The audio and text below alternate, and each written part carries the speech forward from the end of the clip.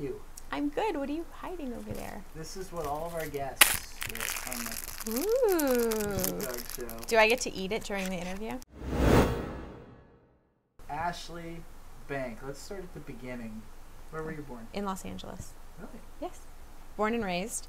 My parents lived in the Sunset Tower Hotel, which at the time was an apartment building complex and is now a fancy hotel right on Sunset Boulevard. At the time, it was sort of a seedy apartment building with like musicians and right on the Sunset Strip. My first job was a TV show called Call to Glory, which was like a Craig T. Nelson. It was like a show about a military family, I guess. And I played Elizabeth Shue was the daughter, and I played her in a flashback. That was my very first job. I was 3 or 4. I remember there was a lot of like running around a yard and throwing a ball and then like running up over here and then being like, "Sure, Dad." Like it was, like him like nostalgically watching movies of his daughter or something like that. Have you seen it since then? Not in years. I don't even know if anyone has it. It's one of those, old shows from the 80s that who knows if it exists and where it exists. If somebody cares, it's on YouTube. Right. That's really how it works. It's now. true. It's crazy. It is. It's amazing. So you did your first show. Mm-hmm. What was your next? Do you remember what came I think I after did that? a couple of commercials after that, and then like, a little bit part. I think maybe Cagney and Lacey. Yeah, This is you a were in Cagney and real Lacey. old. Yeah. And maybe there were a couple other like small little ones that I am embarrassed to say don't remember the exact order. And then I think pretty soon after that was like Family Ties, and then soon after that was Smoky Mountain Christmas, which was when I think I started to sort of realize what I was doing and remember what I was doing. I have like vague recollections, like little like vignettes in my mind of certain set pieces, but I think right around like the Family Ties age was when I sort of started to like understand what it was that I was doing, because I think as a kid, it's sort of everything's make-believe. So the difference between make-believe on a soundstage and make-believe in your backyard is not as big as it is now. Right. Was that taped in front of a live studio, Lenny? Family Ties? Yeah. Oh yeah.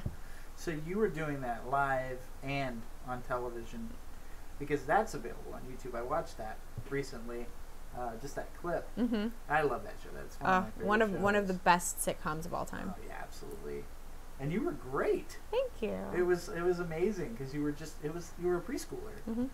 and you're bantering back and forth with Michael J. Fox, who is one of the top stars. He's a genius. He's a comic genius. Yeah, but he's like, have you done any modeling? Well, fantastic. it's funny when you're that age and you're working with someone of that caliber. That's all you know. You know what I mean? You learn so much from working with talented people that I think working with someone like that is invaluable. Right. You don't know any different. You just think that everyone is on that level, which is great. Yeah, absolutely. And then later on, you look back and you're watching one of your favorite shows on television at the time, and you were on it. Right. Which is not an experience most people have. It's weird. I tell my husband that it feels like sometimes like watching old TV from the 80s is like watching home movies for me. Like I watch them with a kind of like nostalgia of like remembering making them, but it literally is like when you watch a home movie that your parents made of you when you were like 4 and walking around saying weird things, except that it was professional. Right. It's interesting. Like people will ask about my childhood, and it was at times hard because I often felt like I didn't fit in with kids because I was never in school. I was never around. So it's hard to make friends when you are not there. Right. If you're on set, you're doing school there, and so you're just not around. And so I missed out on a lot of that stuff a little bit. But I had a lot of other stuff instead. So what got you into acting? It doesn't seem like it was your choice at that age. I mean, I will say that I was very small for my age, which as a child is like super bonus in the acting, and very articulate. and kind of smartass. So I think my parents had friends who were agents and new agents, and I think I was at a party of theirs refusing to go to sleep, jibber jabbering on about something, and one of their friends said, "Hey, have you ever thought about putting her in commercials because she could earn money for college?" And my parents, who were super poor, were like, "Money for college? That sounds great. Yeah. Here you go." And so I remember my mom asking me if it was something I was interested in doing. And I was so young that I didn't really understand how it worked. And I thought that if she asked me if I wanted to be on TV, she said, "How would you feel about being on TV?" And I said no, because I was afraid that it meant that they were going to shrink me and I would have to actually get inside the television and then run from house to house doing the same thing over and over again inside everyone's TV. Yeah, you were young. I was Yes. 3. Yes. And so once they explained that, like, no, that's not how it works. I was like, sure, it sounds like fun. I like make-believe. And I went and met with agents and read a commercial. Well, I didn't read it. My mom told me what to say and I repeated it. Yeah. And then gave the agent a lecture about how bad sugar was for you. So my mom was like a crazy, earthy, crunchy health nut hippie. So I was brainwashed at a young age about the dangers of dairy and sugar. And they were like, "We're signing her," because I was just like so like ridiculous. Yeah. And I got really lucky. I started booking work really quickly, which is unusual for any actor. Mm-hmm. But so I just started working, and work begets work. Yeah. So I got lucky, and I really enjoyed it. I had a lot of fun doing it. It was it's weird. I think I feel a lot older than I actually am because my life feels long, because I feel like I've been sort of like working and in the mix for such a long time. Well, yeah, you were very productive at an early age. You had an entire career. Yeah. Before I was like 12, Yeah. which is so strange when I think about it now. Well, what was the process like from your perspective of making commercials and TV? I would get picked up from school, usually early, every day, and get driven around by my mom to, sometimes 1, sometimes 4 auditions after school. So we would sometimes be hopping around, driving around town from like 1 or 2 until 7 or 8 at night sometimes. And you just wait in line, go into rooms, say your one line, eat a candy bar, say that's good, or maybe work on a couple pages of dialogue. But at that age, nothing you're given is really too difficult. Right. And then it's a numbers game. So I probably, for every part I got, I probably went out on 50 auditions. And there'd be callbacks sometimes, and second callbacks, and network callbacks, and Yeah. Everybody's got to see you. Everybody's got to see you. And it's, the same as it is now, although I think it's even worse now. It's a little worse now, I think. Yeah. But it was a lot of fun until one day I wanted to, be normal, whatever that means. But at that age, when you're 11 or 12, it seems very important to fit in. And I took a long break. And part of me regrets it, because I'm like, I should have persevered and kept going, and who knows where I would have been now. But it was good for my mental health. Well, I mean, we could talk more about this later, but I would imagine that, if you had kept up doing it, you wouldn't appreciate it. I don't know if you... Maybe not. Yeah. Maybe not. I think that it definitely... When you don't know anything else, it definitely leads to an air of entitlement and of being a little spoiled. When everyone... I think even quitting at that age, there's definitely a part of me that, like, when people are not paying attention to me, I'm like, wait, why aren't you paying attention to me? I am the star, and you are supposed to pay attention to me now. And so I could only imagine that, like, that's like a little voice in my head that, like, my adult brain can be like, no, that's ridiculous. can't act that way. Right. But I imagine that if you don't ever get sort of socialized in that way, that it's very easy to sort of, you know, I mean, I remember having fights with my parents where they'd be like, go to your room, and I'd be like, I paid the rent, you go to your room, you know what I mean? Like, Wow. how can it's very easy for that relationship to get out of balance. Yeah. And luckily, my parents were like, I don't give a shit. Clean up your room, and you're grounded. And they did not care, and I'm very lucky that they did not care. Right. Because I think that, you know, that's what happens to a lot of these child actors, is that they start being the breadwinner and they start making a lot of money, and then all of a sudden their parents are afraid to discipline them because over discipline them sometimes. Like Macaulay Culkin, I guess, you know. I don't know. I don't know the Gary particulars. Coleman, I guess. I look at a lot of the child stars that have sort of gone down the bad path, and I think no one told them no. Right. It's like no one said, like, I don't care if you think you're hot shit, you're 10. Yeah. Like, you are not the boss of me. Right. And my parents were very, like, they did not take my crap. And I'm glad they didn't. Yeah.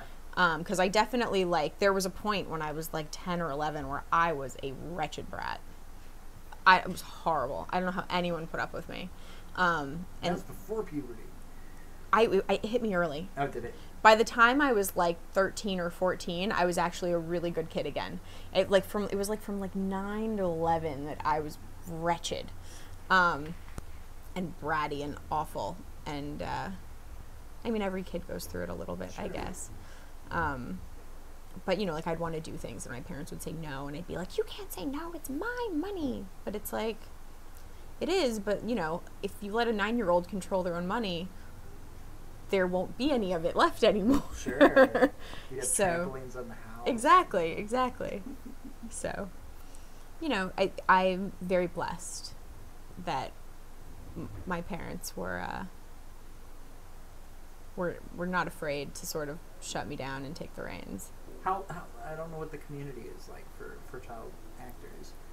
Were you? I mean, I know obviously the people that you worked with, but Right. going to auditions and things like that. Yeah, you get to know people and you're friendly with people. I think with some people there's a little edge of competition. Mm-hmm.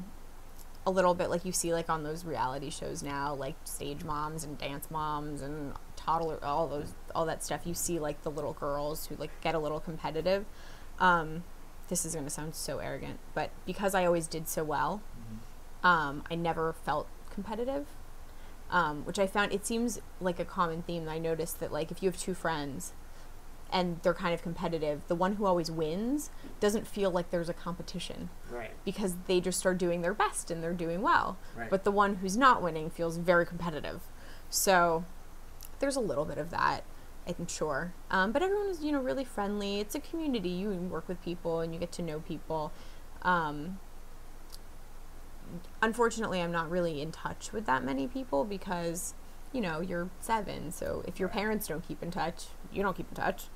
And you all grow up and go your separate ways. And, you know, there are girls that I would, you know, audition with all the time. And, like, sometimes I would get it and sometimes they would get it. And some of them have gone on to be pretty successful. And I'm like, oh, I remember when they were young. We were friends. And, of course, I'm not in touch with any of them now. But... That's awesome. Now, when you were like coming up, you know, I know there were some pretty crazy stories about child actors. You know, there was the girl that did the voice of Ducky, and she was in All Dogs Go to Heaven, and she had the opposite, where her dad was too disciplinarian, and her mother, they were immigrants, and her mother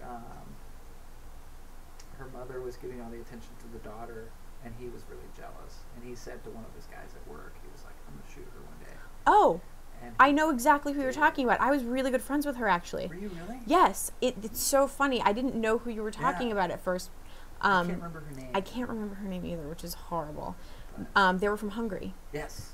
And I was very good friends with her, and my mom was actually very good friends. It was the first funeral I ever went to.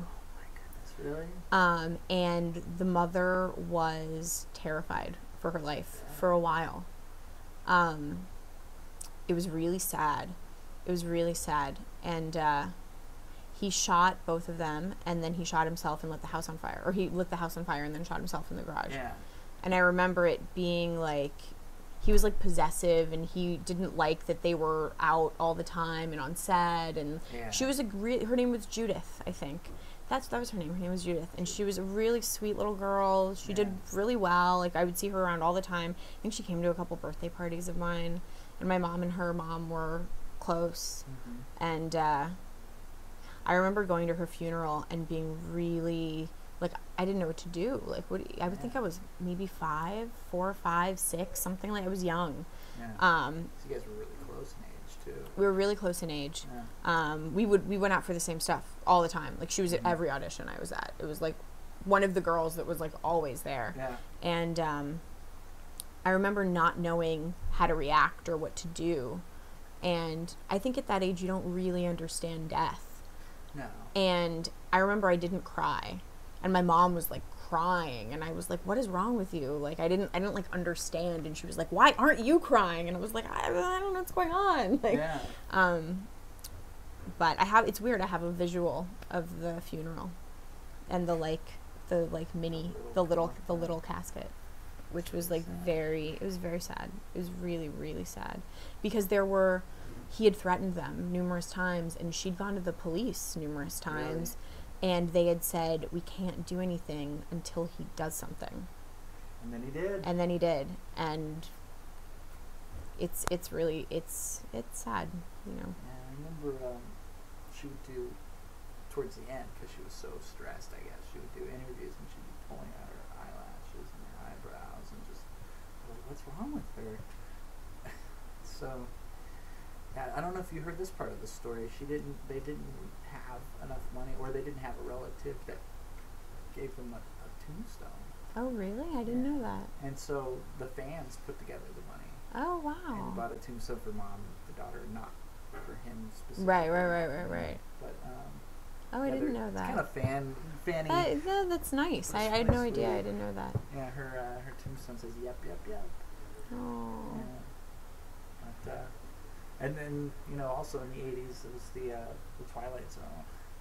Well, the Poltergeist girl, too. And the Poltergeist girl, and all kinds of things that were going on. My mom told me that she died from eating junk food.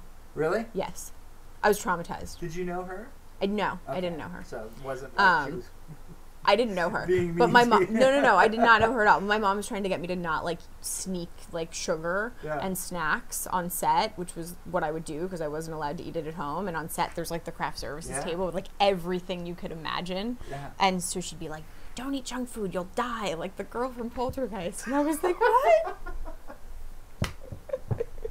That's horrible. I know. But the rules in general, they have pretty strict rules. Oh, yeah. What you can do with... can you give us some of... There's a certain amount of hours. The older you were, the more hours you could work, which is why it was so advantageous to be small for your age. Because if you were 11, but you looked 7 or 8, then you could play the part of a 7 or 8-year-old, but work the hours of an 11-year-old. That's interesting. So that's why it was so, like, it's still that way. So a lot of agents and managers, when they look at taking on anyone who's under 18, they go, well, how old do they look for their age? Like, do they look their age, or do they look younger? And looking younger is always better. Well, that explains why, from an outsider's perspective, you don't know why Emmanuel Lewis and Gary Coleman never got any bigger. Right. But that kind of explains that they were casting people that looked significantly younger, and so they already had that condition. Right. But from an outsider's perspective, it's like, the TV ruined those people. Well, I think I know of some people that it's weird. I don't know how to explain it, and I feel like I've only glimpsed this concept while smoking marijuana, and so it's probably completely faulty. But I have a concept that if you became really famous at a certain age, and then it did not continue, that psychologically you were stunted at that age. No, it's definitely. And I feel like if you don't grow out of it properly, whether it is by, leaving it all behind and moving on to do something else as an adult, or if it's by, you know, continuing to grow your career and becoming an adult actor, I feel like there is a part of you that is psychologically stunted in that era. Yeah. And it's such a powerful psychological thing that I think it has physical, like, ramifications, if that makes any sense. No, that makes sense. It could be completely ridiculous. Well, I mean, and it's not anything new. Whatever happened to Baby Jane Right. is, you know, she puts on the makeup every day and curls her hair every day to look like she did when she was right. 6. And yeah, and then just looks grotesque. Yeah. And so I think there's a part of that, of people just, it's like, it's really like the refusal to move on, the refusal to change. And I think that it can inhabit you physically. Right. That makes sense. Whether you mean it to or not, I think it's probably mostly unconscious. Makes sense. I mean, you see Corey Feldman at Michael Jackson's funeral, and he dressed like Michael Jackson. I mean, it's so inappropriate. Most people would be like, what are you doing? But it makes sense for Corey Feldman right. somehow. Well, I mean, that whole group of kids is a whole other... That's a whole other show. Yeah, it is. And not in a bad way. They're all very lovely people. I don't know any of them very well. I've met a couple of them here and there. I remember going, when I was maybe 5 or 6, to a nightclub for kids called Club Soda Pop in LA. That was, it was an under 18 club, and it was basically for all the, like, child actors. Yeah. And I remember going with a family friend who was a couple years older than me, and friends with, like, DiCaprio and, like, Tobey Maguire and, like, that whole crew who were, like, coming. They were, you know, a few years older than me, but coming up in the acting world. And I remember just not getting it at all because I was 6. Yeah. And they were all, like, you know, 10 or 11 or 12 or something. This is a movie that you need to make. Club Soda Pop? Well, yeah, Club Soda Pop would be a great name for the movie. But if you just told the story of what it's like to be a child actor in the 80s, and, like, your husband should be working on the script right now. We have things that we work on. Yeah. We actually have a horror movie idea involving child actors from the 80s. Really? We do, but I can say no more about it because well. if even saying that, he's gonna be like, "What? Why did you say that? Don't tell anybody my ideas." He's very protective. There's the Still Lost Boys. We could the Still Lost Boys. No, it's more like a it's the idea as we see it is more of a satirical, current spin, sort of. I don't know. I can't explain it without giving the idea away, and he'll kill me. You gotta get David Spade. You did a major motion picture that has become a cult classic in the preceding years, but at the time it was not. It was a bomb. Yeah. It did not do well. I think it was in and out of the theaters in under 2 weeks. Yeah. And that's not uncommon now, but then it was actually not that common for a movie to be such a blip. They'd be in the movie theater for 6 months. Yeah. You know, back then. Yeah. And so tell us about the Monster Squad. How did you get the part? So I just went in, you know, for an audition. I think that they had been I think that they had been auditioning older kids because Phoebe's 5. Yeah. And I was 5. And I think they wanted someone older to play 5. And so I think that they'd been casting for a while. And they hadn't found anyone that they liked. And so they were like, oh, fine, I guess we'll see an actual 5-year-old. Yeah.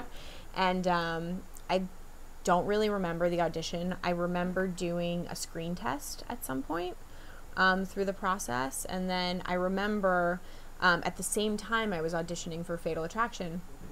And I booked Monster Squad. But before we signed the contract, I booked Fatal Attraction. But Fatal Attraction was shooting at the same time as Monster Squad and in New York. And my mom was like, you know, even though we haven't signed the contracts yet, we already said yes to Monster Squad. And Fatal Attraction is, you know, bigger movie stars, a bigger movie for sure. She was like, but the part's smaller. It's not as kid friendly. They were like, I don't know if we'd take her to see that movie. Yeah. And she was like, I don't know if I want to spend the whole summer in New York. And so we were like, and we already, you know, out of integrity, since we'd already said yes, we decided to do Monster Squad. And I'm glad we did. Because, I mean, Fatal Attraction is a great movie. Don't get me wrong. It's iconic and amazing. Yeah. But I don't think it necessarily would have done anything for me that Monster Squad didn't. And Well, Monster Squad was so much fun. What is that girl doing now? I have no idea. So, yeah, she's flipping burgers. No, I don't know. I hope Don't not. Look it up. We'd I have to hope look not. that up. But, you know, and it was like anything else. You get booked and you show up, you know, you go to a couple wardrobe fittings, you do a couple, I think we did a couple before we started shooting, like, photo shoots where we took family pictures for the house. Yeah. So, like, me and Andre and Mary Ellen and Steven, like, went to a park and, like, fooled around and took, like, family photos. And those are in the movie, which is kind of funny. And then, you know, we just started shooting, and you sort of follow directions. They call you and tell you what time to be there, and you show up, and and you do your job. And it was, you know, it was a fun set.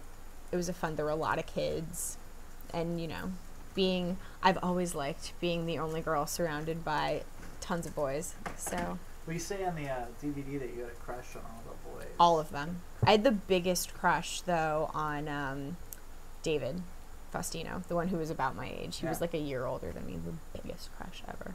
Is that Eugene? Yes. You had a big crush on the Eugene? hugest crush on Who Eugene. Who is Eugene in the movie? Do you know? Like he's just like a random friend of theirs. He just popped up out of nowhere. They're like, we don't want to hang out with you. You're a girl, but we'll hang out with another 5-year-old. I don't know.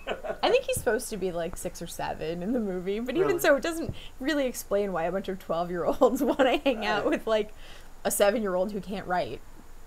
It's very strange.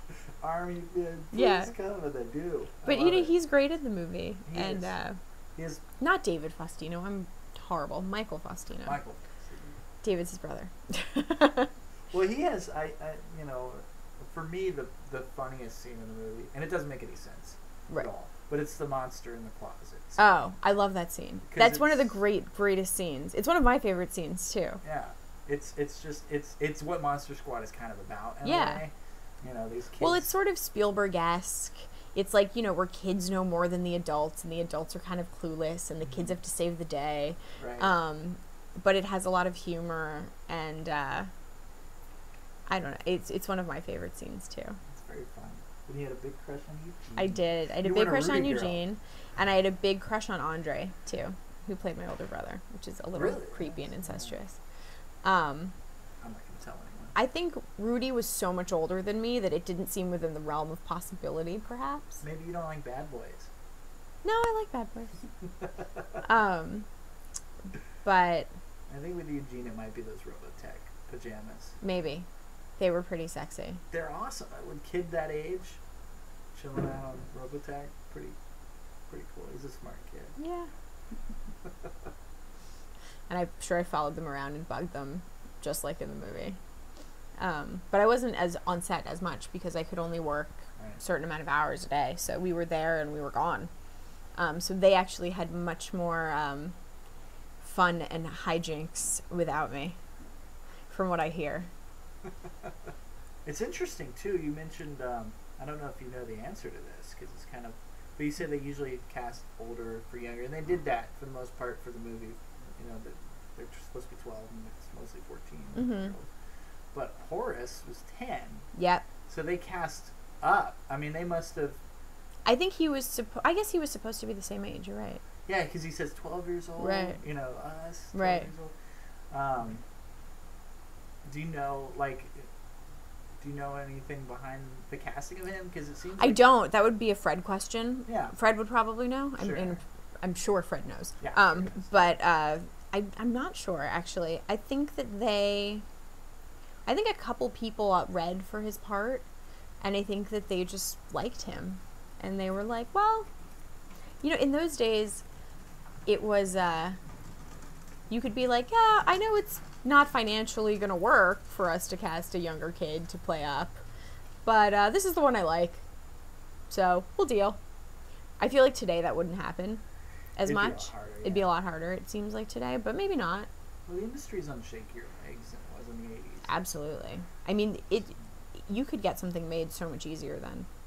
I mean, Fred had directed one movie before Monster Squad. He'd done Night of the Creeps, which hadn't been a huge box office success. Mm-hmm. And he and Shane wrote the Monster Squad, and Shane hadn't sold anything yet. Like, they were nobodies, basically. They hadn't done anything, and here they got, you know, $11-12 million to make a feature film from TriStar. And he was auteur too. Yeah. I mean, that's almost never Writer, director, at that age through the studio, it's Sure. they don't do that anymore. Uh-uh. That couldn't happen now. Yeah. It couldn't happen now. The only way it would happen now is if he made an independent film on his own that they happened to like, and then they were like, oh, we'll do a big budget version, or like a short Sure. that they liked. Sure. Or they just bought it Right. and then recut it. Exactly, which happens all the time. For me, I'm really fascinated in the idea of making a movie when you were 5 and just like going back and watching it now, what that must be like. So I mean, it's a trip. It's memories. You know, it was a blast. We shot it over the summer, so it was like my version of summer camp. You know what I mean? Like, we'd go to set every day and hang out with our friends and, you know, make movies and do scenes and get blown around by fans and get lifted up on platforms and wind tunnels and all sorts of crazy stuff. And it was fun. It's fun. Being on set is fun. Making movies is fun. Like, there's, you know, there are times when it's difficult and it's hot and you're tired and all that stuff. Although as a kid, they don't ever really let you get to that point. You're pretty protected from all of that. And you just sort of get the best of all worlds. It was a blast. The people were great. Fred was such a sweetheart and took such good care of me. And all the other kids and the moms and everyone, you know, all the other actors like Steven and Mary Ellen, they were just really like generous and wonderful. And I mean, I couldn't have had a better experience. I don't know how it would have been better. Maybe if the movie had been a giant hit and like launched a huge career, maybe that would have been better.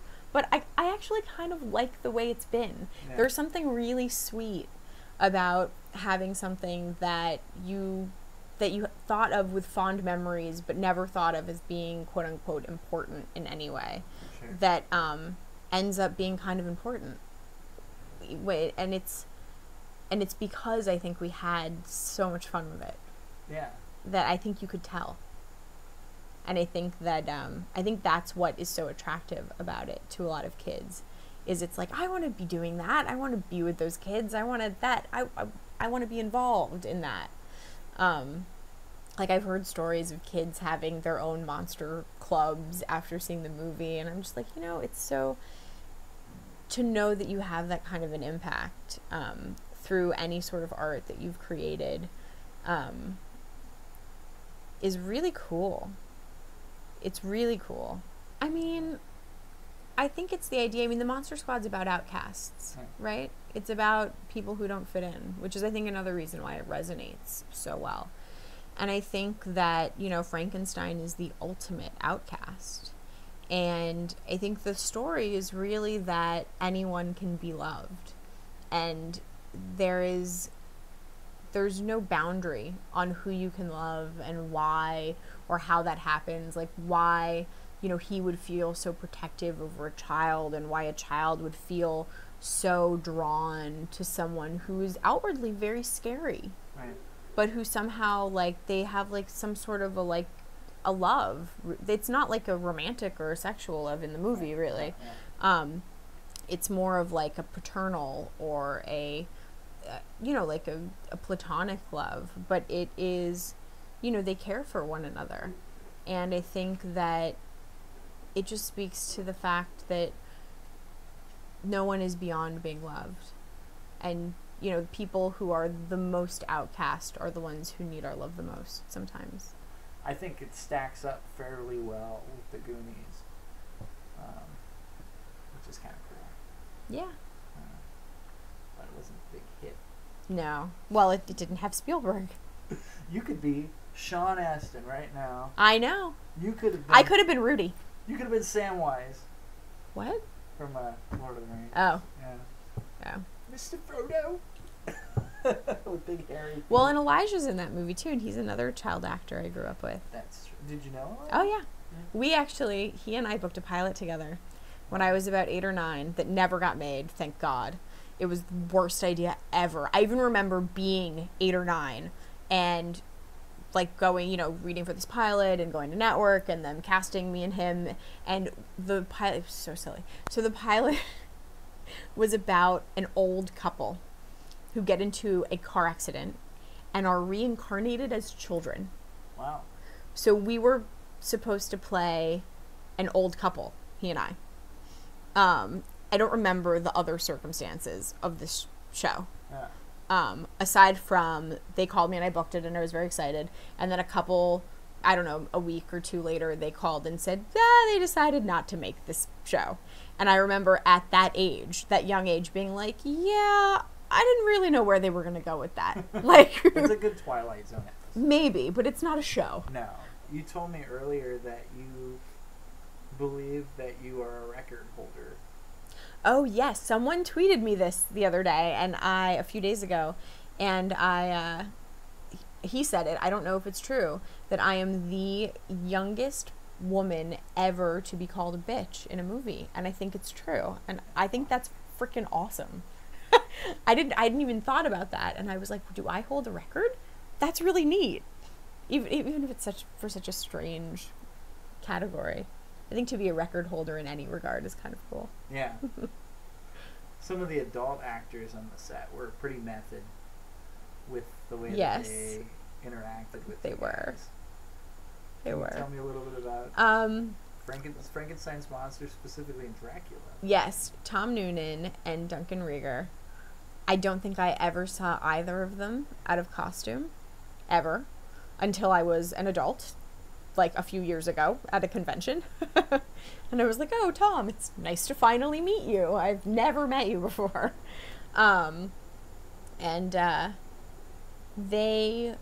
They were very method. They were very professional. And they were very good. I mean, Duncan, I think, is maybe one of the all-time great Draculas. He takes it so seriously. And it's because he takes it so seriously that it's so much fun. Mm-hmm. You know what I mean? Like, it's not quite campy, but it is, it's a fun performance. And and, you know, Tom is just brilliant in so much of what he does. He's, you know, been such an incredible actor for so many years. At the age that I was, I don't even think I knew, you know, who I was working with. I remember he would get mad at me because I would block his frame. Like, I would pop up in front of him or something, and he'd be like, "You're in my way of the camera," and I like had no idea what he was talking about. I was like, "But we're playing." They told me to play, and we're playing. What do you mean? I don't understand. He was like, "Oh, children." I'm sure he was like, "Oh my God, what am I doing? How did I agree to this brat?" And the makeup. Oh, this little girl's this feather in my face, blocking me from the camera, and she won't stop, and it freaking tickles. Like, I'm sure he was like, "Make it stop." I'm sure. They would. Well, I mean, Dracula is kind of legitimately scary. He is. In that movie, especially for a kid's movie. Yeah. I mean, he blows up the clubhouse. He blows up the cop. Mm-hmm. Don't fuck with Dracula. A 10-year-old he has trouble with. Mm-hmm. But maybe he has a soft spot for kids. I'm not sure. But he, you had kind of a scary experience with him. I did. I'm sure you've heard the story, but I guess it's time for me to repeat it. I knew Fred took me aside and said, "You're going to scream in this scene." And, you know, at that age, I didn't read yet. So I had not read the script. I generally when I would get ready to work, my mom would take me aside and be like, "All right, this is what's happening in the scene." She would memorize my lines with me so that I knew them. And then I would go on set and do them with the actor, and that was that. So this time, my mom was like, "There are no lines." But, you know, so Fred took me aside and he said, "So there are no lines, but I'm going to need you to scream." And I said, "Okay." when? Like, when am I supposed to scream? Which is a pretty valid question for an actor. Like, at what point? Like, when will, you know, what's my cue, basically, was my question. Very professional for a 5-year-old to be like, when specifically would you? Yes, when would you like me to scream? I could scream. When would that happen? And he goes, oh, you'll know. And as an adult, like, something in my brain would go, excuse me? What do you mean I will know? But as a 5-year-old, I just went, okay, I guess they'll point to me and then I'll know. Like, I don't. And so we had a deal that Duncan would not wear his red eye contacts in front of me because they really scared me. There was something about, like, the fangs and the red eye. He was scary. It's scary. It was scary. Yeah. And I knew it was fake, and I knew it was all fake, and I wasn't scared of anyone else, but I was scared of him. And I think that he knew that, and I think he did everything he could to encourage that because he had read the script. And he knew what was coming. And he knew that the more scared of him I was, the better it would be. And he was right. Very smart as an actor. Sure. I mean, he was there to play. And so they, like, lifted me on this board, on this, like, platform that I'm standing on. And he's holding me by the jaw. And he's standing there with his mouth closed and with his eyes closed. And I still don't really know what's going on. Like, I still don't. I'm still sort of standing there, like, and now I'm feeling a little scared because now I'm on this platform and his hand is around my neck and I don't really know what's going to happen. Yeah, you look confused, actually. Do I? In the shot a little bit to me. I probably was. I probably was. I was like, what the fuck is going on? And Fred yells, action, and Duncan opens his eyes and then opens his mouth and hisses at me. And that scream was absolutely 100% real. And then we actually did do a second take because I don't think I screamed long enough. I think I was, like, so scared that it was like, ah! Like, it was like a short, like, utterance of, like, what happens to me now when I see a spider or something. Yeah. And so we did it again. And if you notice in the movie, there's, like, a jump cut. Mm-hmm. And I think that they spliced the two together to make it longer. Sure. That's a pretty cool story. I love on the DVD they go, well, that wasn't intentional. It just kind of worked out that way. But it totally... Oh, it was so intentional. Did Fred say it wasn't intentional? No. Yeah, I think that was the scene. No, he admits. Like, hey, we didn't really... No, I don't think he does on the DVD. Because they're just like, well, you know, it's just... Things work out that way sometimes on the set. I don't know about that. It wasn't Fred that said that, though, in all fairness. It was the producers get the long hair. Peter Hyams? Yeah. Oh, he wasn't in our commentary. Yeah. He was trying to cover his ass. So. Because Fred has told me, he was like, I knew I wanted a reaction out of you. I knew I wanted a real reaction. I thought I could get it out of you. He was like, I worried that I, like, psychologically damaged you. And I was like, I'm fine. And he was like, I'm really glad to hear that. As an adult, you can separate reality from the make-believe. But even then, there are sometimes adult actors, like, it's famous that Kubrick drove Shelley Duvall insane on the set of The Shining. It's not uncommon that an actor can get so into their role, or a director can be so demanding in a role that it can have a real psychological effect on the actor. And I can imagine that as a child, you're even more susceptible because the lines between reality and make-believe are much blurrier when you're young. Yeah. Well, and as an actor, your job, a lot of times, I think, when you're acting, you just want to please the director. Of course. Well, you want to do... All actors are people pleasers. Right. We all like to do our jobs well. Right. We like to be told we're doing well. It's why we're also narcissistic. It's because we all need to know that we're doing enough for you. But we're very generous. We want you to be happy.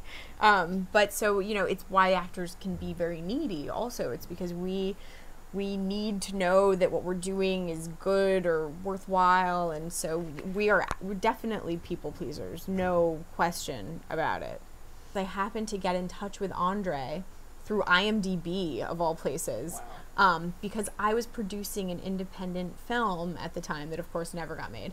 And I thought of him as possibly being in it. And so I got in touch with him to be like, are you still acting? Is this something you'd be interested in? And he was like, it's so funny that you just emailed me because I just got invited to do this thing and you should come. And I was like, oh, give them my info. If they want me to come, I'd love to come. It sounds like fun.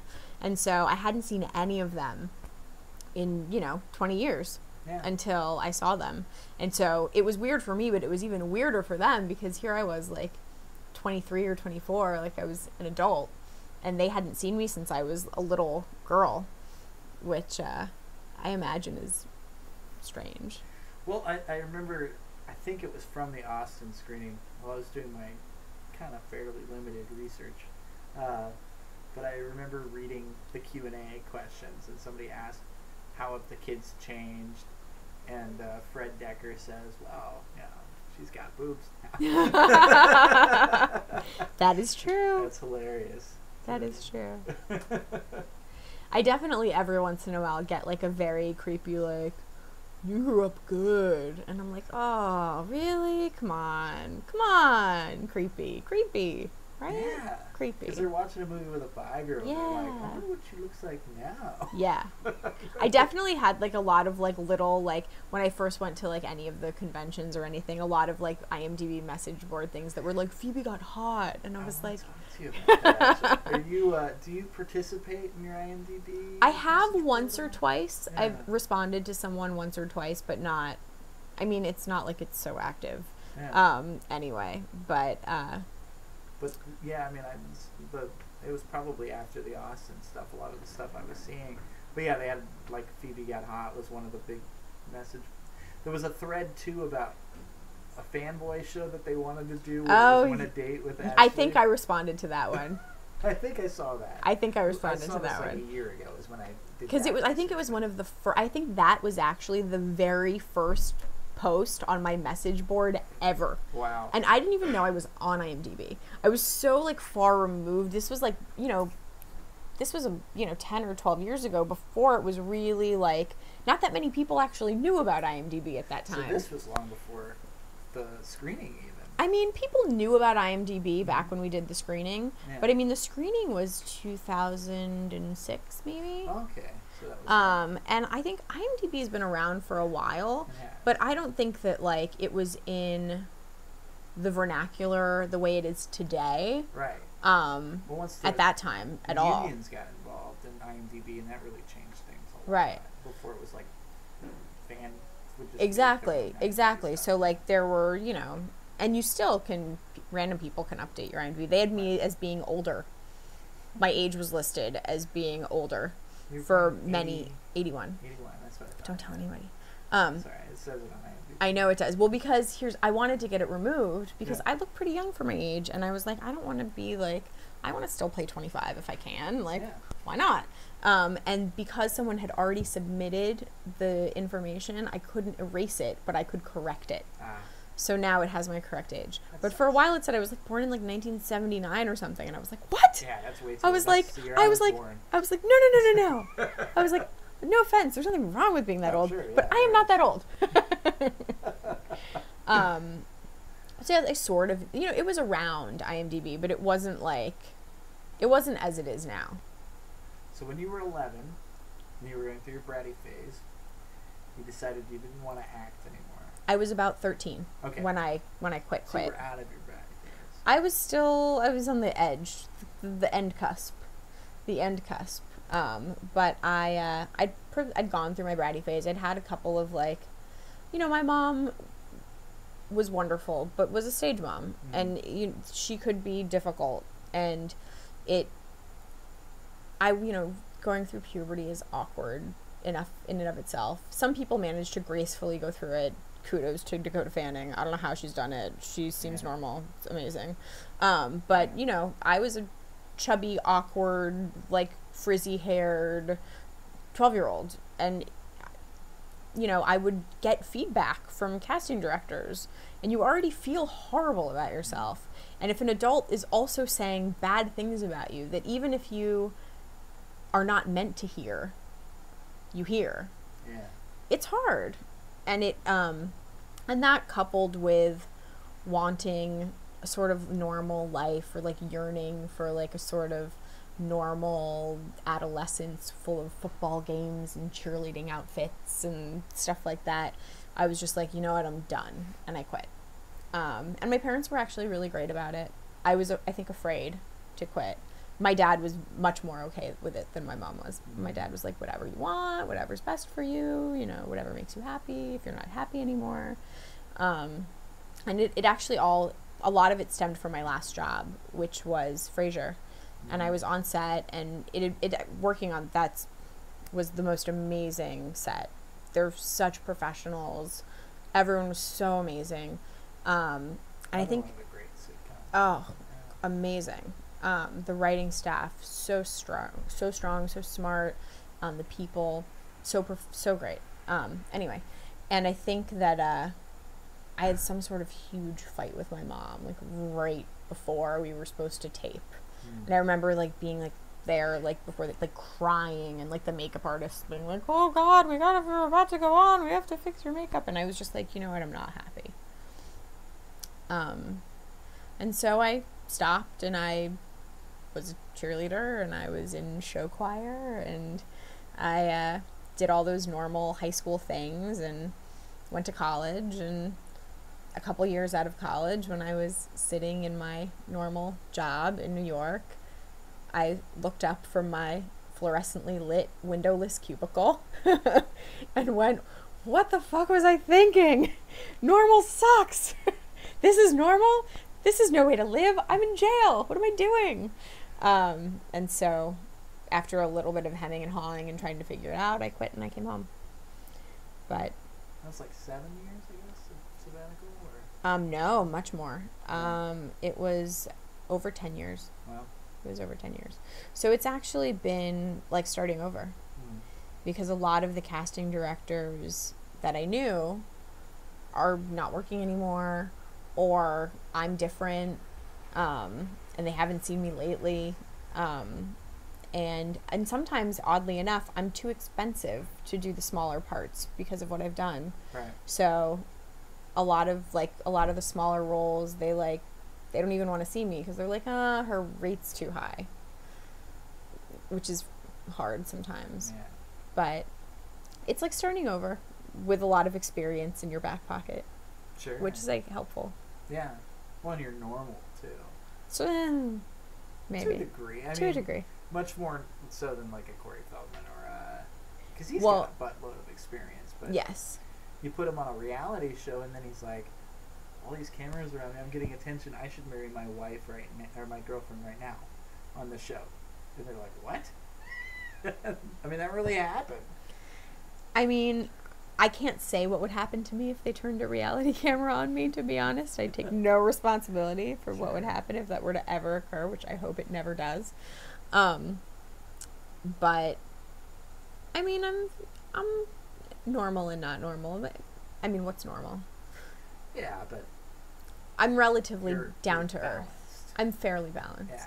At least outwardly. For the most part. At least outwardly. Well, I would imagine there's other stuff. You know, you've gone through something that 99.999% of the population on the earth is never going to experience, and so it's going to have its effect on you too. Well, I mean, I think that it's really just it's the feeling in in the back of your head, like people should be paying more attention to you and you're more important than you are. which even though you know it's not true, as an adult you're like, that's stupid. Of course that's not true. I'm just like everybody else. But it can still feel bad when it doesn't happen. You definitely want to be on top again. Mm-hmm. You want to be working. Sure. And it's frustrating when you're not doing what you want to do. And I think I think everybody feels that way. Yeah. I don't think that's specific to me. No, not in any way. I think so. You're normal, I guess. I don't want to be normal though. See what I mean? This is exactly what I'm talking about. But I don't want to be. But you're not a crazed child star. No, I'm not. That's all I'm trying to say. I'm not. But you know, I actually consciously fought very hard not to be that way. Right. I saw it, and I still see it, and it breaks my heart. It really does. It breaks my heart when I see people who were so talented and so just showed so much promise at such young ages who then go down that spiral. What happens to adult stars too? Absolutely. It's hard to fame is hard to handle, I think. I think one of the reasons that I actually have come out as being called so normal is that I was never actually famous. You know what I mean? Like, I worked, I was successful, I was steady and working, but I never had people trying to take pictures of me, and I was not hounded the way celebrities are hounded now. Yeah. And I wasn't. No, none of that didn't even exist when I was growing up. Yeah. But also, like, nobody cared about me, really. You know what I mean? Like, I worked and I did well and I was well respected and well liked in what I did, but I wasn't on red carpets and I wasn't at Hollywood parties and I wasn't really in that atmosphere. So I think that had a big impact on it as well. Right. I think this is it's trivial, but it's interesting to bring up. Was when I tell people that Ashley Bank is going to be on the show, a lot of people ask me, Ashley Banks from the Fresh Prince of Bel-Air? And you were on the Fresh Prince of Bel-Air with Ashley Banks. So I was. It's totally trivial, but it's funny. It is funny. We thought it was a big joke at the time, too. Did you really? Uh-huh. Everyone joked about it on set. They thought it was funny. When I met her, I think the producer who introduced us, or whoever it was who introduced us, said, Ashley Bank? Meet Ashley Bank. Like, it was like, they all thought it was very funny. Part of me wonders if that's one of the reasons that they hired me. So you came back to LA. I came back to LA. What have you, what's life been like for Ashley since you decided to make the change back? It took a while to get used to being back in LA. It took a while to get good at my craft again because I was so out of practice. I think I blew a couple of opportunities by thinking I was ready when I wasn't. Being like, yeah, this was easy when I was a kid. Why wouldn't it be easy now? Sure. But it's different. In 10 years, not. Yeah, and it's like if you're a point ballerina and then you haven't been on point in 10 years, you can't expect to take 6 months worth of classes and then be at the same level that you were at. Right. And acting as an adult requires more of you than acting as a child does. It's much more complex. There's much more thinking involved. It's more. There's more to it. The audience wants more from an adult actor than they do from a child. Yeah. And so I had to get good at my craft. And so I've sort of been taking classes and practicing and doing sketch and doing stand-up and sort of, doing whatever I can to practice and get back in there. And it's been great. Any work is good work. I filmed a horror anthology a couple of years ago that they keep telling me is coming out on DVD at some point, and I keep asking for a copy or some footage, but have not yet seen a scrap. So we'll see. Yeah. And some low budget, like this. Well, I mean, what I mean is that, like, no, but they give you $100 a day, and you're like, and then it's deferred, so that when they sell it, you get more money, but you never do. Although that's not true. I have a friend who they sold something, and he got like a big check for a few $1,000s, and he was like, "Oh, that's nice." Yeah. And then just I just got married, so that took up a lot of time over the last year and a half. But we're both very happy that's over. Not the marriage, the wedding. A little bit longer in the marriage. Just a touch. Yeah. I mean, it's passé to get divorced so quickly. Yeah. No. Unless we're very happy. Yes. And I'm not quite at that level. So that's been nice. And then just sort of, you act and you do what you can, but you also have to live your life. And so, I'm doing all of that. And it's funny, whenever anyone's like, "Oh, how are you? How are things going?" And, I'm not where I'd like to be in my career at the moment, but, we're all striving and we're all working hard trying to get where we want to be. But when I think about it, I think that's the only part of my life that I would change. Yeah, this show is all about do it yourself. You have to, I've discovered. that in the way that Hollywood has changed, you can't sit around anymore. When I was a kid, you just got called and went to auditions and got jobs, and that was all that there was, because you couldn't produce your own projects. It was too expensive. Right. I mean, the camera equipment that they use is hundreds and thousands of dollars. You're not going to do that on your own.